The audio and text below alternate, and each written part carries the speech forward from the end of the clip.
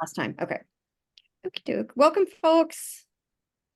We had a slight tech issue with one of our speakers, so thanks for your patience while we were working on that.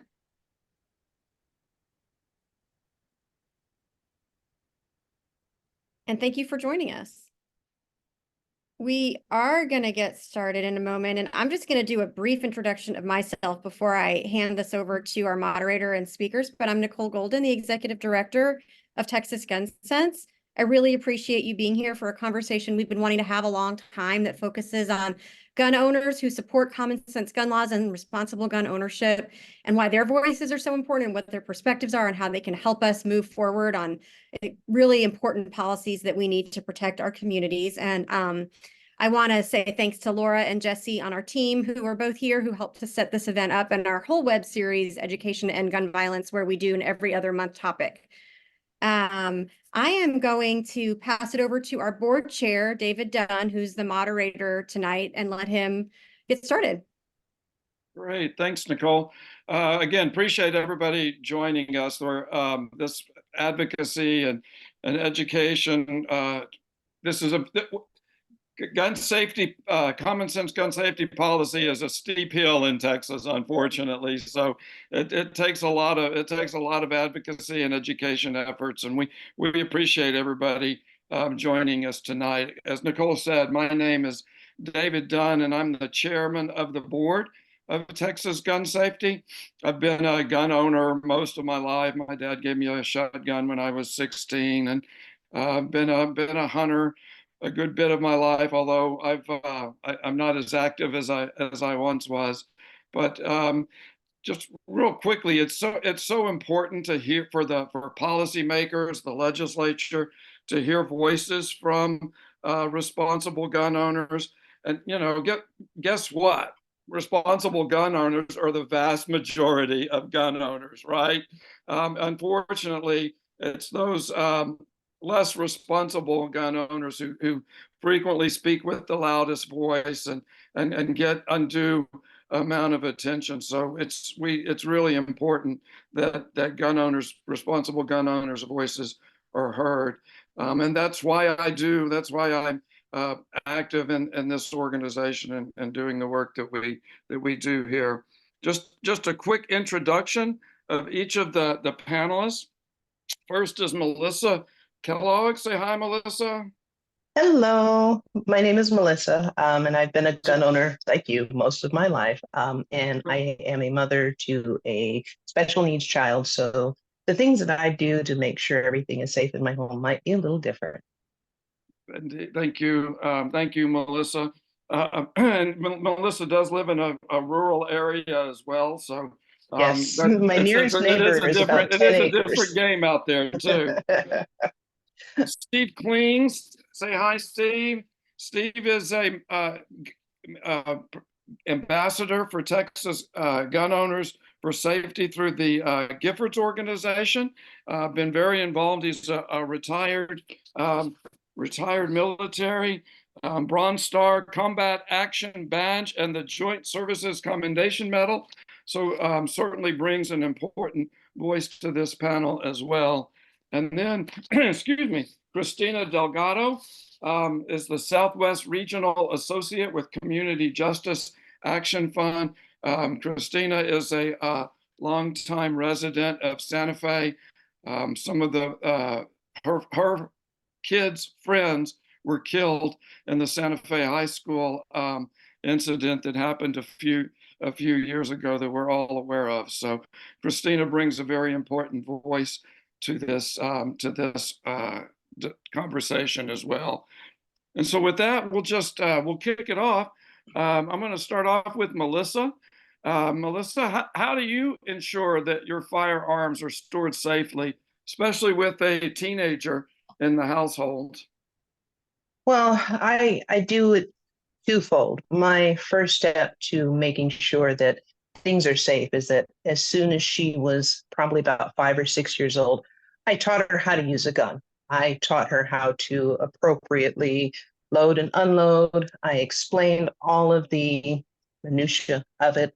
But my biggest point with that and getting her to learn how to use a gun was I really wanted to sort of demystify them. Because one of the things that I think is a big issue is that kids see a lot of times on TV these huge bombastic responses when they fire a gun, and they seem to think that they're these big mystical things. In reality, they're boring. They make a loud noise, but they don't make explosions. They don't make big fires. So when I taught her how to do that, that was my first step, was introducing it to her, making sure that she understood and could see exactly what it is that they do. And then the other half of that is, of course, they are locked up. I have a safe, and then we have a just a sort of a stand, a locking stand that has got a glass door on it. And both of these are kept where we can see them, so that if something were to be picked up over the course of the day as we're milling around the house, we would see it. They're behind lock and key, so you can't just go open it. But part of that is making sure that you can keep track of what you have. You can see what's going on. You can tell if something has been moved or missing. And I think that's another good aspect of keeping them safe. And between those two, I haven't had any issues whatsoever. Great, thanks, Melissa. Safe storage is, especially in the household, is a key piece of the work that Texas Gun Sense is pursuing in the legislature and elsewhere. We actually had, we did get a success in the last legislation around safe storage. We might come back to that later. But let me move to Steve. Steve, how would you say that your military experience has influenced your perspective around responsible gun ownership? Well, that's a pretty easy question to answer. I don't think a lot of civilians really understand just how much safety, accountability, training, and responsibility are emphasized in the U.S. military when it comes to handling weapons. I was a range safety officer, was a commander of a small arms readiness team that actually taught marksmanship and training techniques to other military units. And I think people would be surprised at just how much positive peer pressure that you would see on the range and off when it comes to weapons handling. If you have a negligent discharge, you can be subject to Article 15 in the Uniform Code of Military Justice. If you're found that negligent discharge is a result of further negligence or it causes injury, it can be a career-ending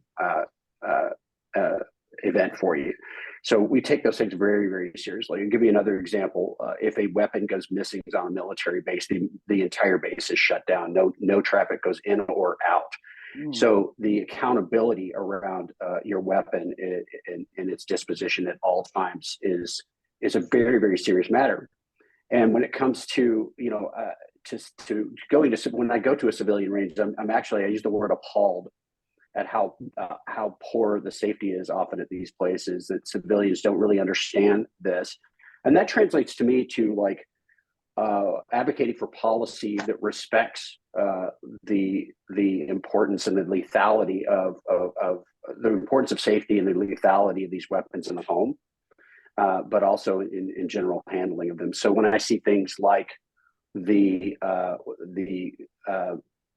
what they call the constitutional carry, but we saw permitless carry, which are moves away from emphasizing training and responsibility. Those are the things that I feel the need to advocate against. Also, I think people will be surprised that even with all of the training that we receive in the military, we still have accidents, right? I often cite a report that was done in the Stars and Stripes about the first couple of years in Afghanistan, where we had an incident or a negligent discharge that resulted in the injury or death for 1 out of 1,000 of our soldiers and airmen that circled through there, that cycled through Afghanistan in that 1.5 year period. I mean, that's extreme. So when you're talking about the most trained professionals when it comes to weapons on the planet still having a level of accidents, or negligent discharges that result in that kind of injury. If you can imagine, then when you go into a legislative session where they're advocating to have teachers that have a weekend's worth of training be carrying weapons in classrooms full of children, you understand very immediately that that's just a terrible idea. And as far as the advocacy, for me, this is an extension of my service to my community. Right? We service doesn't end when I left the military. It continues to in terms of advocacy to keep my community safe. Thanks, Steve. That's a really important perspective as we go forward through this work. Christina, can you share a little bit with how your personal experience with gun violence has shaped your perceptions and your perspectives around gun safety, responsible gun ownership? Yeah, definitely. So, I remember having conversations with my girls, on February 14th of 2018. And with that, I told them it wasn't going to happen here. Big mistake on my part because, coming from a gun owning family, we know how we responsibly, handle our firearms. We make sure that they're secure. We make sure that when they are not with us, they're locked up. I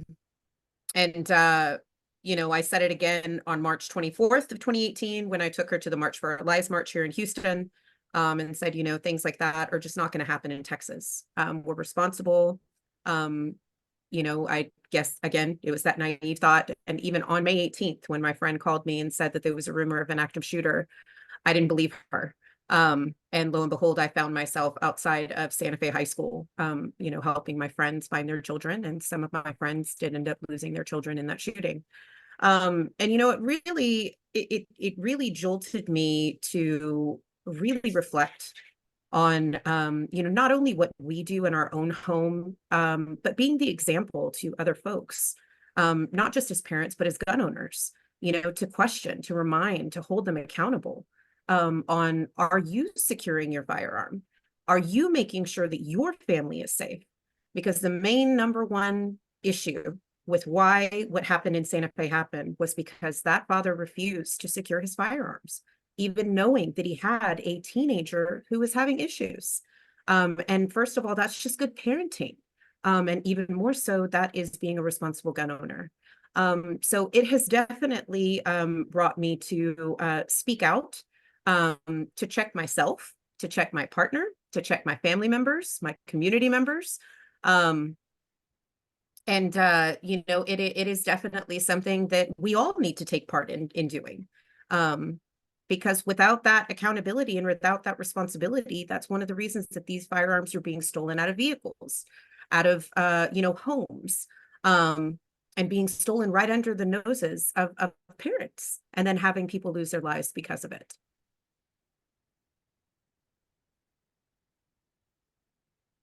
David, you're on mute. I'm sorry, I've got beagle duty tonight, and beagles can be a little loud. So if you hear the barking, I apologize. Melissa, we'll go back to you. I appreciate everybody sharing the importance of storage. Do you have any thoughts or advice or suggestions, Melissa, on how responsible gun owners can help educate other gun owners around safe storage and around responsible ownership? I think having conversations like this is great. And I think having conversations like this need to be more public.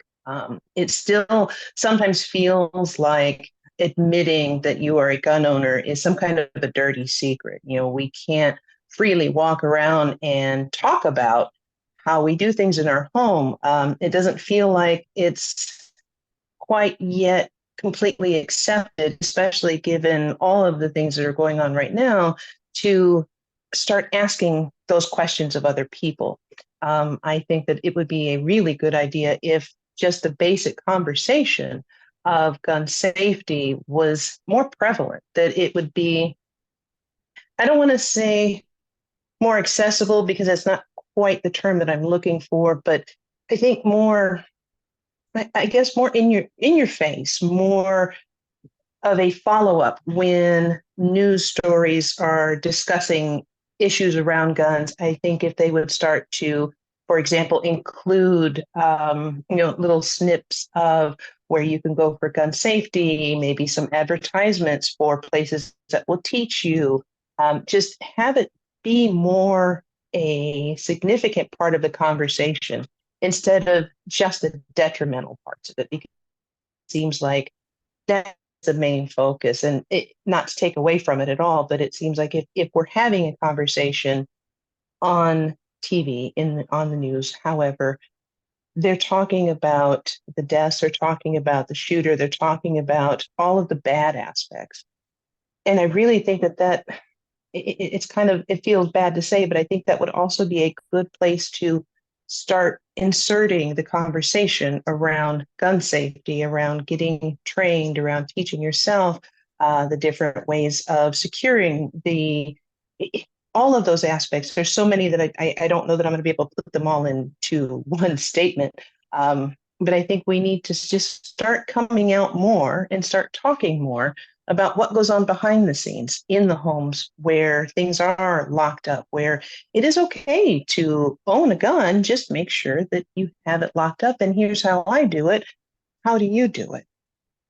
If we were a little more inclusive in our public conversations, I think we might be able to go a little bit farther in pushing other people to come around to being a lot more responsible than some are. Like she was saying, leaving them in your car, there's no reason for that. They're unsecured. That's not, I just don't, I still can't wrap my head around that kind of an irresponsible choice. So the question follow-up is, why do they believe that irresponsible choice was okay?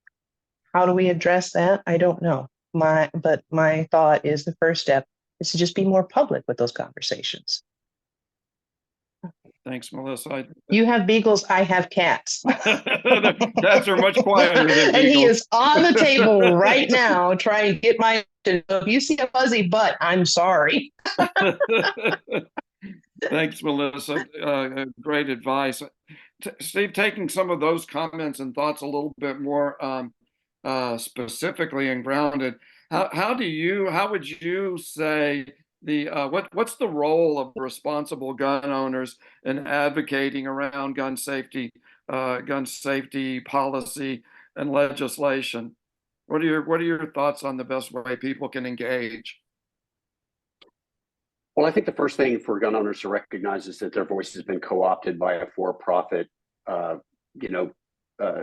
weapons manufacturing or industry. Period. The NRA doesn't speak for them, and they also need to recognize that if they advocate for gun safety legislation and common sense gun laws, that they are not a minority, that they are in the majority.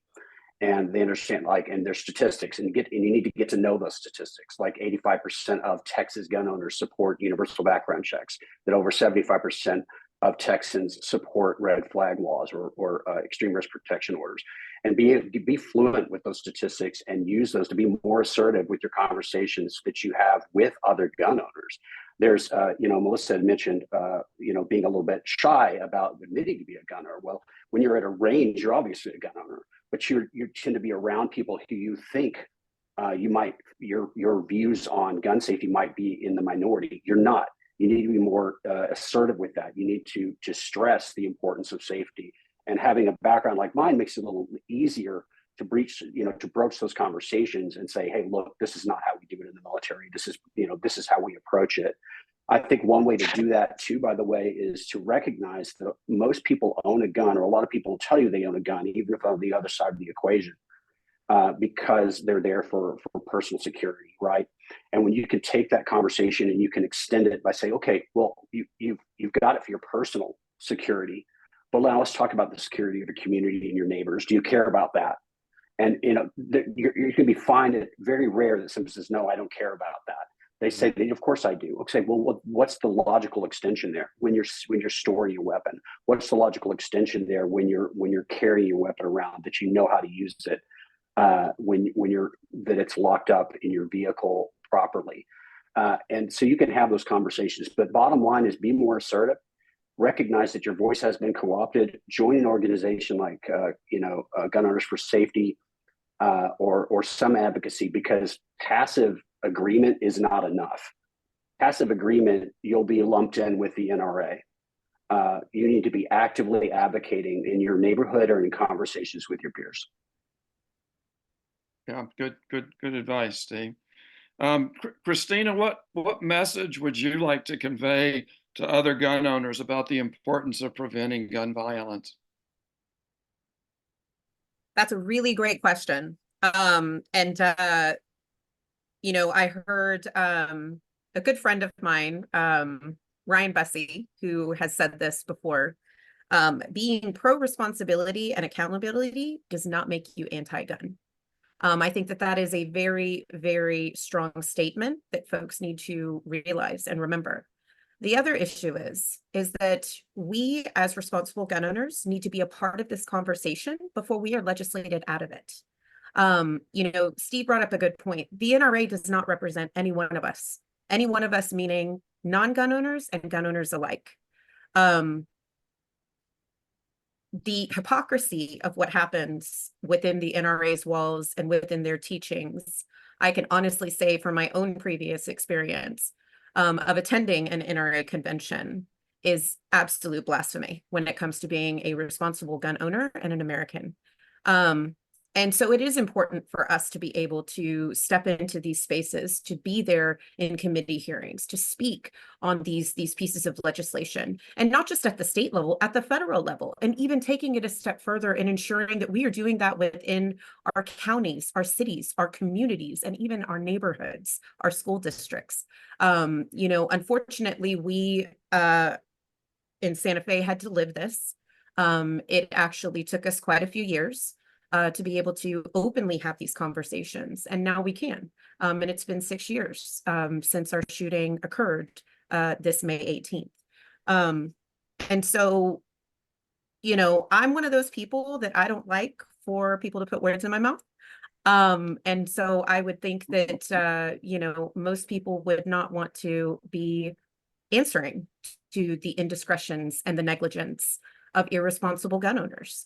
And with that, you have to stand tall and you have to stand above and in front of these gun lobbyists.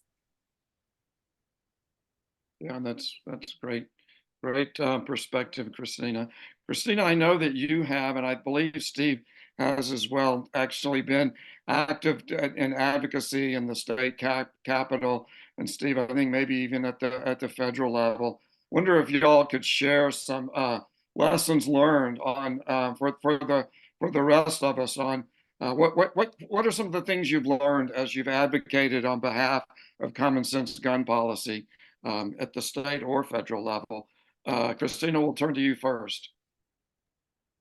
Yeah, it's you know, a lot of lessons learned. I think that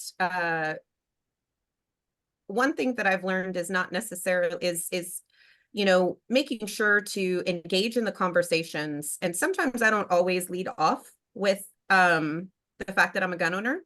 I like to allow, depending on who it is that I'm sitting in front of, allow them to kind of begin the flow of conversation, and allow them to attempt to spout out the rhetorical nonsense. And then I can come back with them and let them know that, hey, you know, responsible gun owners don't believe that, because I am one. And then being able to, you know, really engage in a real life conversation, allowing allowing that barrier to be broken, because there aren't a lot of gun owners that come into these spaces to speak. The unfortunate fact of the matter is, though, now we're finding is that more and more families who are gun owners are now becoming survivors in one capacity or another. And what we'd like to all be able to do is to bring those voices to the table in these conversations so that we don't have to continue adding voices that are experiencing this. And for those of you who have had experiences with guns, whether positive or negative, that those things are important. That's, you know, for it. And I guess everybody's got to judge it their own way. Me being a, you know, Chicana Texan, And being not to bring politics into it, but being a Democrat, normally I am not your typical like gun-toting Texan. But for others, sometimes coming in and being able to share that is something that helps to shape that conversation. But being persistent and trying to build bridges, as difficult as that sounds, even with some of those who you feel may never come around. We know that here in Texas, our federal legislator is Ted Cruz. But we have been able to hold and maintain relationships with his office to have conversations. And eventually, again, the pendulum swings, and we want to make sure that we are making those connections with these offices and being able to hold conversations, because eventually we're going to run into someone who may unfortunately be directly affected themselves, or will realize that we need to make changes. Yeah, that's terrific advice, Christina. Steve, any other additional thoughts? Yeah, well, I think one of the participants here, Scott Lewis, had mentioned something in the chat that I think is very, very true, and that is they're used to hearing from extremists, right? And when they think of gun rights or gun advocacy or gun law advocacy advocates, they think non-gun owner. They have a tendency to do that. So I think it's, again, we should be very forward with that. I can tell you there's a lot of ignorance around that. They make the assumption that the gun owners are all the extremists, because it's like 50 of you in a room all advocating quietly for gun sense legislation, and one person with a bullhorn that disagrees with you. That's all they hear is that one person getting up and getting in front of your elected officials, letting them know that you are a gun owner, that you practice safe storage, and that you advocate for training and other things that make your community safe, like universal background checks. That by itself changes the narrative and changes their understanding of it. Again, there's just a tremendous amount of ignorance amongst legislators when it comes to this at both the state and the federal level. And I have seen with my own eyes many, many, many times. Christine has been in the room with me. We sat down with John Cornyn's office where they were getting ready just to give us a 2 to 3 minutes. And your gun control people, got it. We know what you're about. And we sat down and we told them, no, we're a table full of gun owners advocating for gun sense legislation. It changed the narrative. It changed the mood in the room. And we were there for over an hour engaging with them. It happens, and it happens consistently. Just get involved. Yeah, thanks for that. That's excellent, Steve. And I could pick up on a couple of the points that Christina and Stephen made, if I will. What Christina said, a word that I think is very, very important in this regard, and that is persistence. At Texas Gun Sense, we had the opportunity to support the families from Uvalde, for the surviving families from Uvalde. And I can't tell you how impressed I was with the commitment and the passion and the persistence that those families brought throughout this legislative session. And they actually got a vote out of committee on a bill that would raise the age of in order to purchase an assault weapon.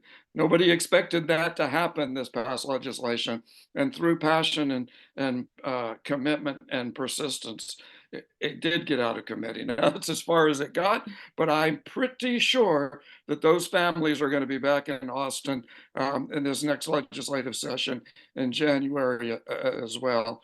And then, Hey, oh yes, Christina. I was going to add something to that. With helping to carry out those meetings, some of those fathers and those families from Uvalde are also gun owners. And they were able to, with continued meetings over and over and over, though it was daunting and it was exhausting for these families, including myself and my fellow Santa Fe families. My daughter testified in that hearing, alongside family members of the Uvalde family of the Uvalde kiddos. And we were able to secure, this is very important, 2 NRA-backed Republicans in the state of Texas to vote for this bill to raise the age. And they still to this day defend their vote because they made those connections with these families. They themselves are family, family men. One a grandfather, multiple times over, one a father of daughters, who could only imagine the nightmare that took place on that day and what those families in Uvalde live every single day. And it's because of those conversations and because they realize that it is our responsibility as gun owners to make these decisions, based on data and based on facts, that these things can be prevented. Yeah, thanks, Christine. It was just so impressive and so inspiring. And another point that Steve made and Christina, we do, sometimes it's easy to feel frustrated in the Texas legislature and the Texas policy environment because it is such an uphill battle. But meetings like Steve and Christina and others had with Senator Cornyn have an impact, right? Because Senator Cornyn was one of the leading authors of the most far-reaching gun safety bills to pass in the National Congress in decades. Did it go as far as any of us would want it to? No, absolutely not. But it went a lot further than any legislation had in a long, long time. And so clearly, Senator Cornyn heard from Steve and from Christina and from others. So that persistence is important, and never losing hope as well. It is going to be an uphill battle, and we're gonna get knocked down some along the way, and we just have to pick ourselves up and keep moving forward. Yeah, Steve, what do you want to add? I really want to emphasize what David just said. This is particularly in places like Texas, this can be a really disheartening thing. And I wanted to say, emphasize that this is a long fight that we're in. And that if you get disheartened a little bit, and if you feel those cynical feelings a little bit, there is not a single one of us that doesn't wrestle with that from time to time. It's a long battle. And when I say battle, let me just reemphasize, this has cost us more American lives than all of our wars combined since the year 2000, just counting from there. So this is really a fight where people die, and they're going to continue to die. But we have to get back there. You have to stay involved. And the best way to do that is to join an organization where you're continually interacting with people who are in the fight, who will lift you up when you need it, and you can lift them up when they need it. Yeah, that's so important. I want to say thanks to Nicole. Were you just about to tell me we should go to the crowd for questions? I was going to just announce that. I put it in the chat, but in case some people aren't seeing it in the chat, yes, but please just prompting you, and then you can go on with it, and we'll help moderate the questions when they come. Okay, great. Thank you. No, that's exactly where I was going to go next. So it's been a great discussion. Appreciate all the panelists for participating in the discussion. But let's throw it open for some questions or comment from the other participants now. How do you want to suggest that do you want them to raise their hand? Do you want them to just speak up? Put them in the chat. It would be most helpful to us. That way we can just kind of read them out. I see a few comments so far that are fantastic comments and questions. Just some people offering perspectives around, a small but vocal majority of extremists are often heard rather than folks like we have here on the call tonight. Mm-hmm. So true. Low voter turnout. Absolutely. It's part of the battle we're facing that impacts this issue. Totally, Grady. I agree with you. And then we had Jennifer ask a really a question. In addition to some of the things we've talked about tonight, educating, having conversations, what else is necessary? And she mentioned one thing that comes to mind is, considering the mental health crisis that may be happening in a family. If you have a family member that you know is has access to firearms? Like what are some steps that can be taken, maybe some policies? So I was going to put that out and see if any of the panelists want to comment on that. I think it's a great question. Yeah, and any of the panelists want to respond to that? Well, in that case, I mean, in general, advocate for extreme risk protection orders and red flag laws that empowers a judge to be able to, on behalf of a concerned family, to be able to remove weapons from a home. I will also tell you, in my military background, if there is any kind of indication of that, or any kind of indication for self-harm, or if there's an indication that there's domestic violence happening, those weapons are removed by military personnel from even prior to something like that. So there's a precedent for it. If it's happening at acute level, I would just have a very immediate and direct conversation with the relatives of that person that's affected to see what you can do to safely store those weapons and put some level of distance between that person and that weapon for that time period. Mm-hmm. Super helpful answer, Steve. Let's see. We also have Alan asking, how can we advocate for training and licensing?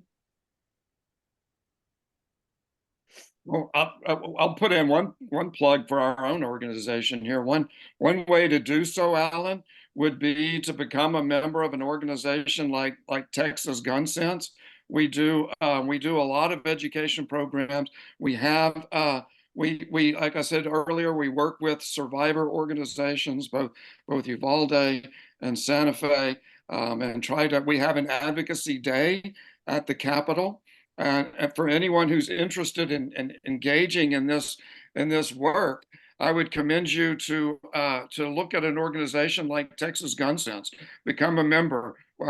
We frequently will put out calls for action, which I'll do a little bit at the end here as well. And so that's one way. Nicole, what else would you suggest in that regard? No, I think that's great. I think we've already got plans underway for the 2025 advocacy day, probably be next February. So look for communication about that. Christina's helping in the planning, and some other organizations that are coalition members.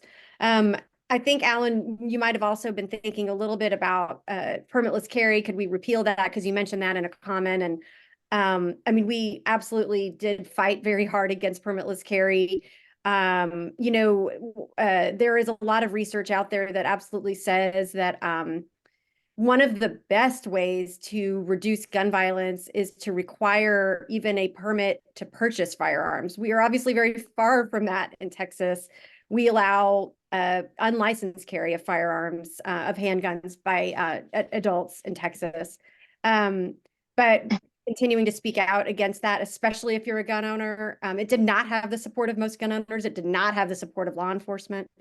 And maybe somewhere down the road we'll have a chance to make an impact on that legislation. But obviously we've got some work ahead. I see one question in the comment, Nicole, from I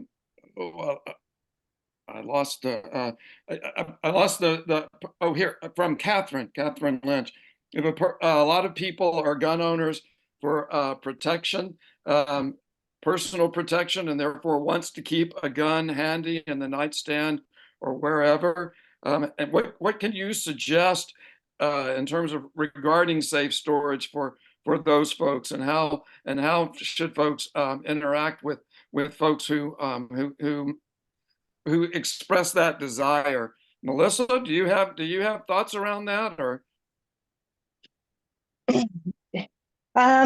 My first thought would be, if you're looking for a suggestion on how to keep a gun in the nightstand, so to speak, they do have small safes that operate off of your fingerprints, or a pattern that you can do with your hand so that they're easy to access. It doesn't always have to be a big metal safe off to the side of the house that takes you forever to get into with a combination. There are smaller things that you can keep next to your bed that do remain locked, that require some kind of attempt to get in. You can't just walk up and open it. So maybe if that's something you're considering, start looking into that. And I don't know what they're called, or I would just give you the name of it to help you with your Google search. Or ones, look up the ones that are meant for, They're thank you. Yes, look up biometric those. safes. Mhm.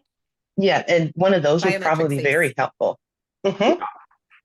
Yeah, I would And just. there are multiple organizations that give them away free too. There are I Really? know that there are a couple, yes, I know that there are a couple of survivors that are here in Texas who Mhm. had children who were killed in due to an unsecured firearm, who do giveaways, and will give you one if you call and you ask.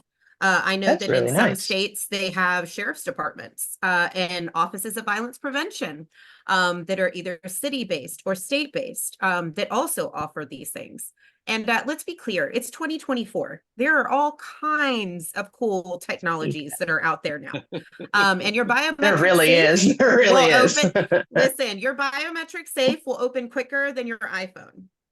That's how Very true. I mean, Very true. there's really no excuses at this point any longer to have an unsecure firearm, even more so an unsecure loaded firearm anywhere Exactly. accessible to anyone other than yourself. Yeah, and if you think Exactly. that, if you think that the person in question is doing something like this, because everybody knows somebody who does this and thinks that, what's the use if it's in a safe or whatever. The biometrics are lightning fast now, very low profile, just like Christina and Melissa said, and as well, I mean, just approach them and say, look, this is a very emotion based decision. The statistics do not show this. Arm yourself with the information. Let them know that this is far more likely to cause them some tragedy due to an accident or unfortunately, potentially even a suicide that they would never foresee than it would ever be likely to actually prevent a home invasion. But if they insist on keeping it there, get a biometric. And I think Nicole put in the chat box a link to Lock Arms for Life, which distributes these kinds of locks that you can avail yourself of. Yeah. I guess you're reading the chat, Steve, too. There was a question about kind of building on what Steve said earlier about just witnessing some general, lack of basic gun safety rules. What strategy or policy would anybody recommend to see implemented to improve training and gun safety among gun owners? Any thoughts from panelists about that?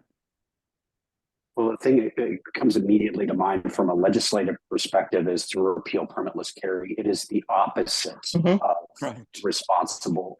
It's the opposite direction that we want to go to in terms of making sure we have a safe and well-trained and informed public. Mm-hmm. And until that legislation passed, actually the concealed handgun permits that were in place in Texas did build in training requirements and licensing requirements and other requirements. So we reversed ourselves on that just a few years ago. What's funny about that is gun rights advocates will quote the increased levels of safety and they will quote how permitted licensed carriers have lower rates of crime, et cetera, et cetera. Like, well, yeah. So why did you walk away from it? They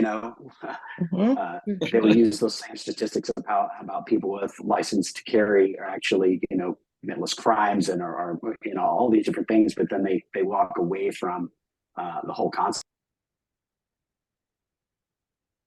Yeah, and then just to build on that in terms of the passage of lax gun laws, which Texas has seen over 100 rollbacks to our gun safety gun laws passed in the past 2 decades. We've also seen an increase in gun violence, and so there's absolutely a connection between policies that are harmful and threats to our community. Let's see. Any other questions? We have a few more minutes if folks have something else they would love to ask. I'll take a couple of seconds while folks think about that. But when I mentioned earlier that we did get a legislative win last session, and that is it sounds like a small thing, but we're pleased, we're proud, and that is that it's the Texas Department of Safety is now required by law to provide safe storage information to schools, public traditional independent school districts and charter schools around safe storage to get at least put the information in front of those parents as they're thinking about these things, and the schools are required to pass that that safety information on to all parents in their community.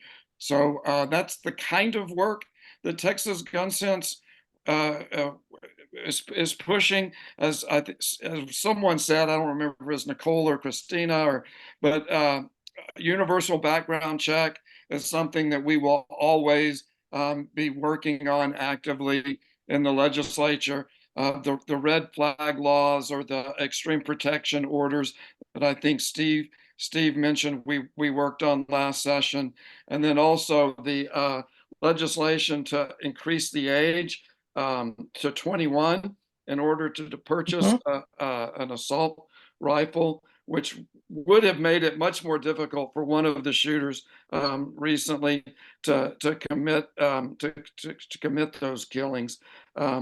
So those are the kinds of things that Texas Gun Sense advocates around. We are building out our some of our educational programs so that we can be more effective in regions and so forth. So that's the kind of work that we're doing. Again, I would encourage any of you to get on the Texas Gun Sense website. I think Nicole posted it earlier. Take a look. We'd love to have all of you as active members in the organization, and it's definitely a priority of ours. I think there might be some other questions popping up, Nicole.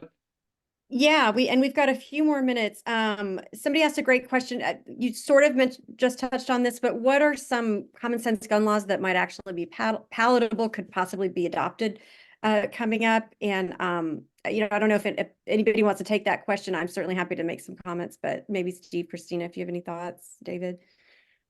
I definitely think that the extended background checks could be one that we could possibly get across. I know that there is already data coming out of the White House Office of Gun Violence Prevention of hundreds of prevented possible shootings, mass shootings with firearms that the basic background check did not catch. For some of these individuals that attempted to purchase them. I think anything leading to more gun safety education is kind of our way to kind of open that door to us being able to get a little bit more of a hold on you know, this overreach by the gun lobby. You know, it's something that I just want to touch on this real quick, you know, with what it was that came out of House Bill 3, with that requirement for schools to send that out.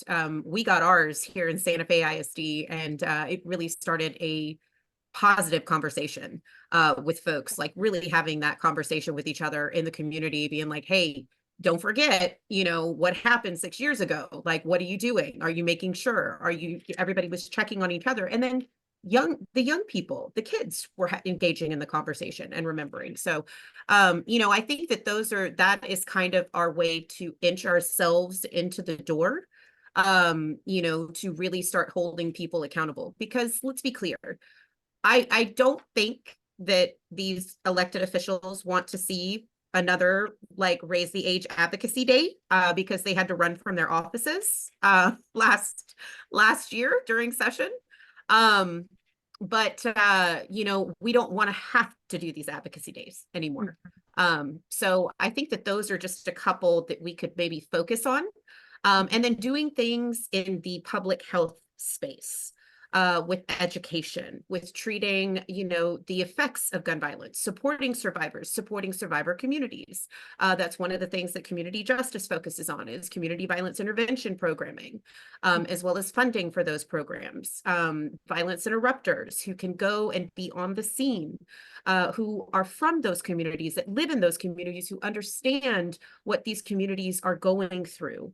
So those are just a couple of things that I think that we could make a priority in this next session, to continue chipping away at bringing back some civility. On Thank you. the extended background check. Oh, but Oh, go ahead, Melissa. Go ahead. On the extended background check, one of the things that I've wondered, and I don't know if maybe this has been discussed at some point and dismissed, but what if we had a way to unseal minor backgrounds? Because I know at the age of 18, anything that you've done under that, you can't get into. If we had a way to unseal that and make that solely part of a background check specifically for purchasing a gun, that might also include whether or not they have been into any sort of inpatient mental health, so that we're not adding in the basic, do you see a therapist? Yes or no, because most people should. We're all okay with that.